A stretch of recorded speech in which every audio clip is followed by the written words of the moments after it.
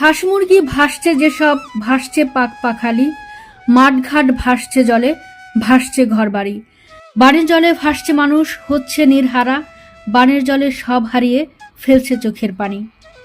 ঠিক তখনই বানভাসী 20,000 মানুষের পাশে এসে দাঁড়ালো মেঘনা group of industries. Chauddagram Comilla প্রতিনিধির পাঠানো তথ্যচিত্রে নিউজ ডেস্কে থাকছে বিস্তারিত। গত আগস্টের শেষের দিকে কুমিল্লা, ফেনী, নোয়াখালী অঞ্চলে সৃষ্ট ভয়াবহ বন্যায় লক্ষ লক্ষ মানুষ ক্ষতিগ্রস্ত হয়।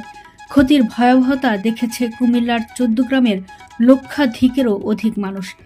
উপজেলার অন্তত অর্ধলক্ষাধিক মানুষ পরিবার, ভিটেমাটি, গবাদি পশু ছেড়ে আশ্রয় নিয়েছে বিভিন্ন আশ্রয়কেন্দ্রে এবং আত্মীয় স্বজনের বাড়িতে।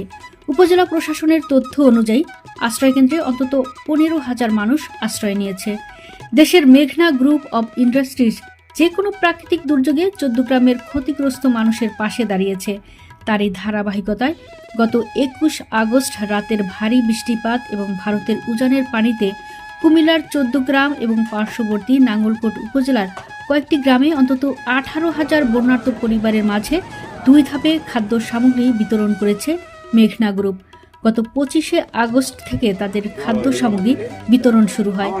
চৌদ্দগ্রাম উপজেলা নির্বাহী অফিসার রহমতুল্লাহ বলেন, স্মরণকালের ভয়াবহ বন্যায় চৌদ্দগ্রামের হাজার হাজার মানুষের পাশে খাদ্য সামগ্রী নিয়ে পাশে দাঁড়িয়ে নজির সৃষ্টি করেছে মেঘনা গ্রুপ। গ্রুপের কর্ণধার ও ব্যবস্থাপনা পরিচালক মুস্তফা কামালের এ অবদান চিরস্মরণীয় হয়ে থাকবে। News desk, Sumana, Dhaka.